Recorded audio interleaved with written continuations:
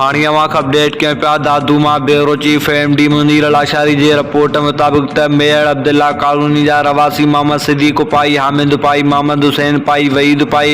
सदाम पाई, अहमद अली पाई ऐं ॿियनि press conference कंदे चयो त खैरपुर नाथन शाह थाणी जद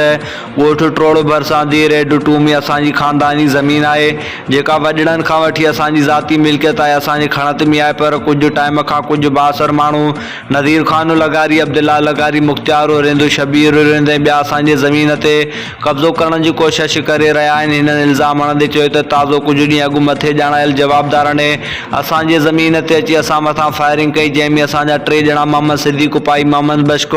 ऐं इरफान अली गोलियूं लॻण सबबि सख़्तु ज़ख़्मी थी पिया, जिन खे इलाज लाइ हैदराबाद इस्पताल मोकिलियो वियो ऐं अहिड़ी वाक़े जो केस PS मियां नसीर मोहम्मद थाणी ते दाख़िल कराए, पर जवाबदार बासर हुजण करे अञा ताईं गिरफ़्तार न थी सघिया आहिनि। जॾहिं त जवाबदार बासर हुजण सां गॾोगॾु सियासी सरपरस्ती हासिल हुजण करे